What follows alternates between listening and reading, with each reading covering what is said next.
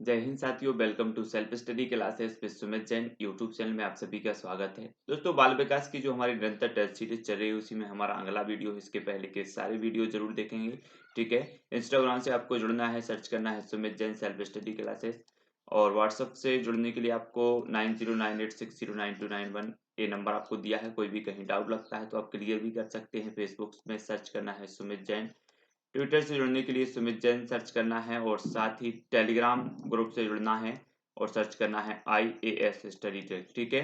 दोस्तों, आपको चैनल को सब्सक्राइब कर लेना है। जो भी हमारे नए साथी हैं वो सब्सक्राइब कर लेना। बेल आइकन को अवश्य दबाना है। बेल आइकन को दबाते वक्त ऑल पर क्लिक करना है, जिससे ऑल वीडियो की जो इन्फॉर्मेशन है आप तक पहुंचेगी, ठीक है। स्टार्ट करेंगे दोस्तों आज का ये वीडियो। 4 विकल्प होंगे आपके सामने, 4 में से एक का उत्तर बताना है। पहला जो आपका प्रश्न है, किसने संज्ञानात्मक विकास के लिए एक समाज शास्त्रीय दृष्टिकोण विकसित किया? तो किसने किया? 4 विकल्प आपके हैं, वाइगोत्स्की, जीन पियाजे, एरिक्सन या फिर जेराम व्रूनर ने।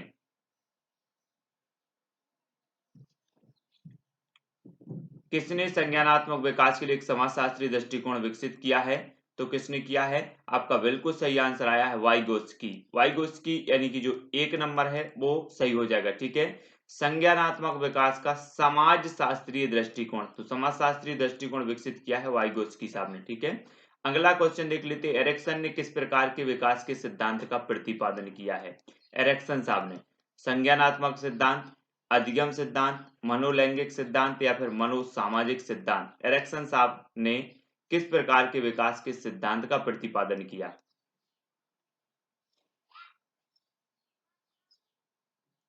तब आपका बिल्कुल सही आंसर हो जाएगा दोस्तों मनोसामाजिक सिद्धांत, यानी कि जो 4 नंबर है वो सही हो जाएगा, ठीक है। एरिक्सन साहब ने मनोसामाजिक सिद्धांत का प्रतिपादन किया और विकल्प नंबर जो 4 है वो बिल्कुल यहाँ पर राइट आंसर होगा। अगला क्वेश्चन देख लेते हैं, व्यक्तित्व का मानवतावादी सिद्धांत किसके द्वारा प्रतिपादित किया गया?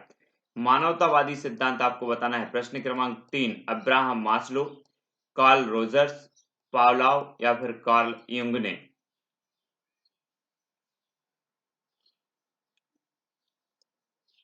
तब आपका बिल्कुल सही आंसर क्या होगा? अब्राहम मास्लो, यानी कि जो विकल्प नंबर 1 है वो बिल्कुल सही हो जाएगा, ठीक है। व्यक्तित्व का जो मानवतावादी सिद्धांत प्रतिपादन किया है वो किया है मास्लो साहब ने, ठीक है।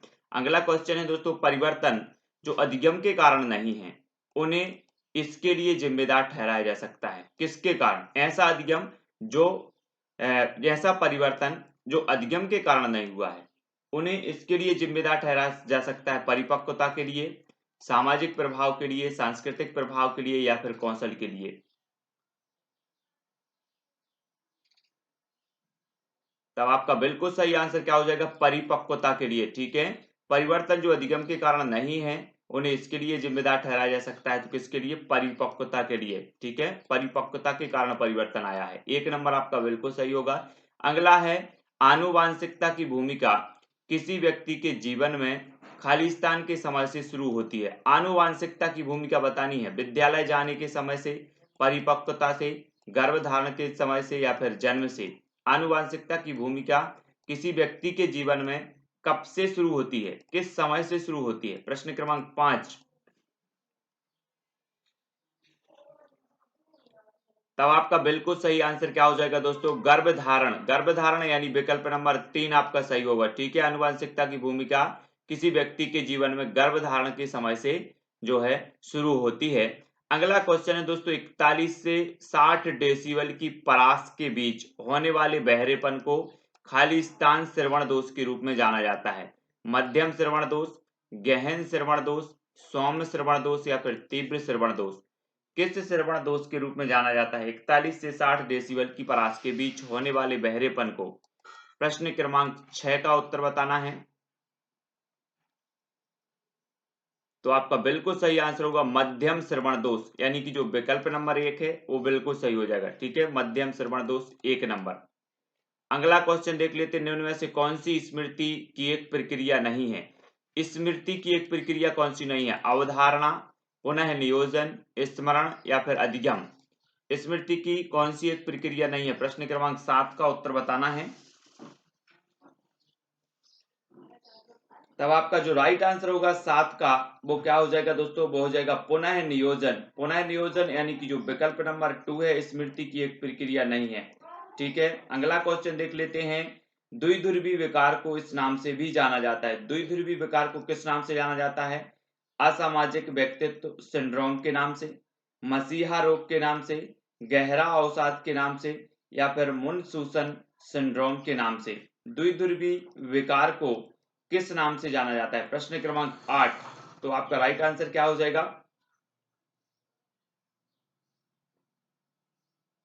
तब आपका बिल्कुल सही आंसर होगा दोस्तों गहरा अवसाद। गहरा अवसाद यानी कि जो विकल्प नंबर 3 है, द्विध्रुवी विकार को जाना जाता है गहरा अवसाद के नाम से। अगला क्वेश्चन देख लेते हैं। शर्म तथा गर्व जैसी भावना का विकास किस अवस्था में होता है? शैशवावस्था में, बाल्यावस्था में, किशोरावस्था या फिर वृद्धावस्था में? शर्म तथा गर्व जैसी भावना का विकास किस अवस्था में होता है? प्रश्न क्रमांक 9।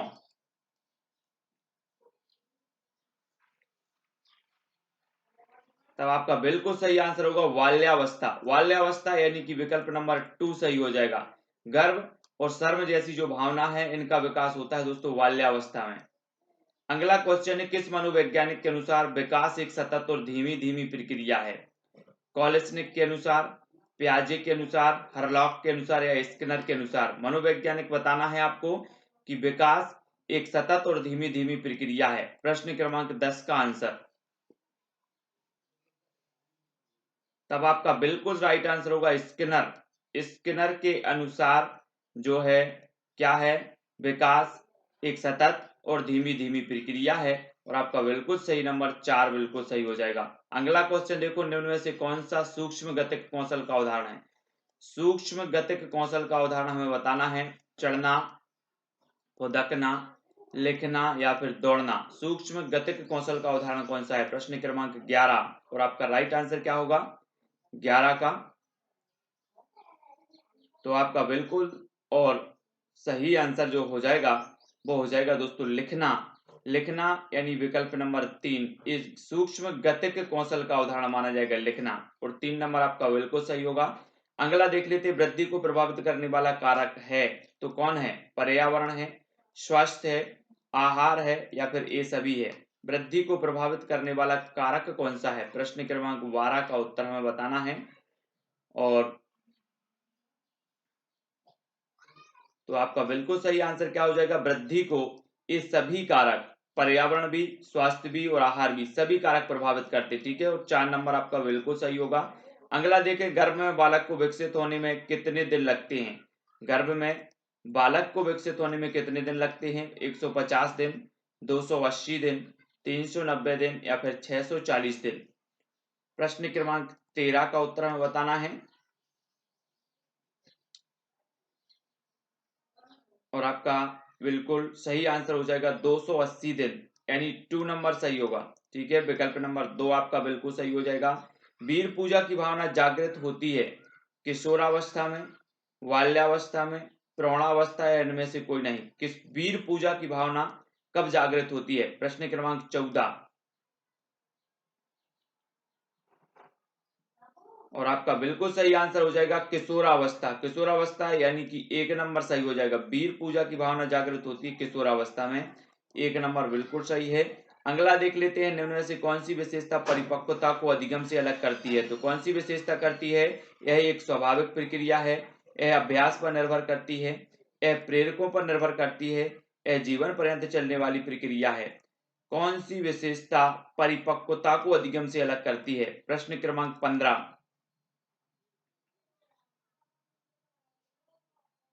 तब आपका 15 का बिल्कुल सही आंसर होगा कि यह एक स्वाभाविक प्रक्रिया है।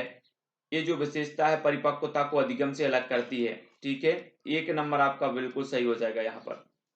अगला देख लेते हैं दोस्तों। एक बालक की संज्ञानात्मक शक्तियां जैसे कल्पना शक्ति, बुद्धि, निर्णय लेने की क्षमता आदि का संबंध है बालक के शारीरिक विकास से, सामाजिक विकास से, सर्वांगीण विकास से या फिर मानसिक विकास से? कल्पना शक्ति, बुद्धि, निर्णय लेने की क्षमता आदि का संबंध किससे है? प्रश्न क्रमांक 16। तब आपका बिल्कुल सटीक आंसर होगा मानसिक विकास से। मानसिक यानी 4 नंबर सही हो जाएगा। ठीक है, मानसिक विकास से एक बालक की संज्ञानात्मक शक्तियां जैसे कल्पना शक्ति, बुद्धि, निर्णय लेने की क्षमता आदि का संबंध जो है वो कैसे है, मानसिक विकास से है।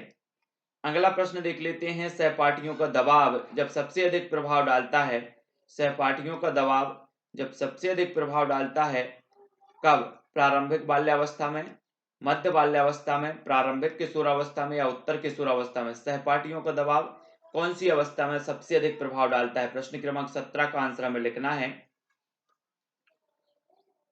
और आपका बिल्कुल सही आंसर क्या हो जाएगा, आंसर होगा उत्तर किशोरावस्था।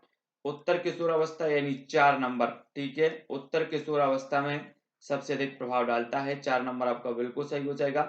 अगला देख लेते हैं, निरीक्षण विधि में किया जाता है, क्या किया जाता है, अपना अध्ययन, अपने व्यवहार का अध्ययन, दूसरों के व्यवहार का अध्ययन या फिर व्यवहार विश्लेषण। तो निरीक्षण विधि में किया जाता है, प्रश्न क्रमांक 18। तब आपका बिल्कुल और सटीक जो आंसर होगा दोस्तों वो होगा दूसरों के व्यवहार का अध्ययन, यानी 3 नंबर आपका यहाँ पर सही हो जाएगा। निरीक्षण विधि में दूसरों के व्यवहार का अध्ययन किया जाता है, ठीक है। अब दोस्तों आपको पूरे क्वेश्चन अच्छे से करना है और लास्ट में बताना भी है कि आपने कितने प्रश्न किए हैं और कितने आपने सही किए, ठीक है। मानव व्यक्तित्व के मनोलैंगिक विकास को निम्न में किसने महत्व दिया था, मानव व्यक्तित्व के मनोलैंगिक विकास को किसने महत्व दिया था, कमोनियस ने, हॉल ने, फ्रायड ने या फिर हॉलिंगबर्थ ने। मानव व्यक्तित्व के मनोलैंगिक विकास को किसने महत्व दिया, प्रश्न क्रमांक 19 का आंसर बताना है।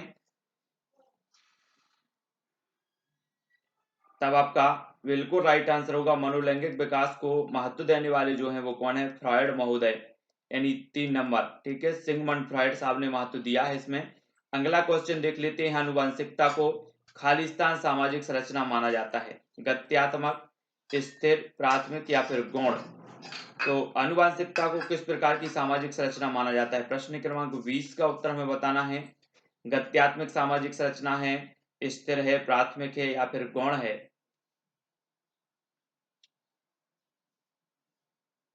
तो आपने बिल्कुल सही उत्तर बताया है, स्थिर, है ना। आनुवांशिकता को स्थिर सामाजिक संरचना माना जाता है और विकल्प नंबर जो 2 है वो बिल्कुल यहाँ पर सही हो जाएगा, ठीक है। अब दोस्तों आपको एक उत्तर बताना है कि सामान्य संयुक्त कोशिका में गुणसूत्रों के जोड़े होते हैं, कितने होते हैं, 22, 23, 24 या इनमें से कोई नहीं। जिनसे भी बनता है, जितने लोग भी देख रहे हैं और जिनसे बनता है वो कमेंट में जरूर बताएंगे, जिनसे नहीं बनता है कोई दिक्कत नहीं, उनको सीखना है और पता करना है। सामान्य संयुक्त कोशिका में गुणसूत्रों के जोड़ों होते हैं तो कितने होते हैं, ठीक है। जितने लोग भी देख रहे हैं जिनसे बनता है और कमेंट में करके सभी को बताना है, मैं समझ जाऊंगा कि सभी लोगों से बनता है और जो नहीं बता पाते उनसे नहीं बनता होगा, ठीक है।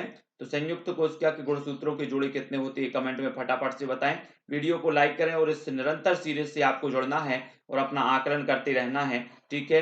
एमपी टेट वाले हों, रीट वाले हों या फिर सीटीटी एग्जाम वाले हों, सभी के लिए बहुत ही उपयोगी self study classes with Sumit Jain YouTube channel से सभी लोग जुड़े रहें, अपने मित्रों को जोड़ें, है ना, अपने साथियों को जोड़ें, अपने व्हाट्सएप ग्रुप में ये लिंक आप शेयर कर सकते हैं, इंस्टाग्राम में शेयर कर सकते हैं, यूट्यूब में शेयर कर सकते हैं, है ना, फेसबुक में शेयर कर सकते हैं, सभी जगह आप शेयर करें और मित्रों तक जोड़ें, ठीक है। इतना तो आप कर ही सकते हैं। एमपी टेट, रीट, सीटीटी और अदर जो भी एग्जाम होते हैं जिनमें बाल विकास, बाल मनोविज्ञान पूछा जाता है, सभी के लिए बहुत ही उपयोगी वीडियो है। तो लाइक जरूर करें, वीडियो को शेयर